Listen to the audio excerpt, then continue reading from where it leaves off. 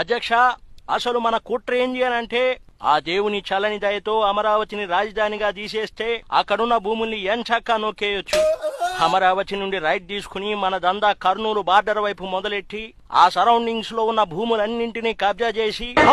కొండారెడ్డి బురుజ్ తో సహా మొత్తం లాగేసుకుని ఇక అక్కడి నుంచి మళ్ళా యూటర్న్ తీసుకుని విజయవాడ వైపు వచ్చి అక్కడ దుర్గమ్మ గుడి, బెంచ్ సర్కిల్, ప్రకాశం బ్యారేజ్, బస్ స్టాండ్, కృష్ణానదిలో ఇసుకను కొట్టేసి ఇంకా నేరుగా ఋషికొండకు బొక్కెట్టి వైజాగ్ స్టీల్ ప్లాంట్ ఎక్సెట్రా గన్లన్నీ దోచేసి మళ్ళీ ఒకసారి లెఫ్ట్ సైడ్ తీసుకుని తిరుపతి వైపు వెళ్లి అక్కడ ఉన్న 7 కొండల్ని పిండి చేసి ఆ చుట్టుపక్కల ఉన్న సంపదలను కూడా వదలకుండా గుంజేసి ఇంకేమైనా పొరపాటున మిగిలి ఉంటే అవన్నీ కూడా మన బుద్ధన క్రాస్ చెక్ చేసుకుని బుక్ లో రాసుకుంటాడు. అలా రాసుకున్న ప్రతి ఒక్కదాన్ని తూచా తప్పకుండా ఒక్కొక్కటి ఇంచు కూడా వదలకుండా నేను మింగగా మిగిలింది మీ అందరూ మింగేసి ఏపీ సంపద మొత్తాన్ని మన గుప్పెట్లోకి తెచ్చుకుని ఆంధ్రాని అందిన కాడికి అప్పుల్లో నెట్టి ఇక ఏపీలో దోచుకోవడానికి ఏమీ లేదు అని 1కి 100 సార్లు కన్ఫర్మ్ చేసుకున్నాక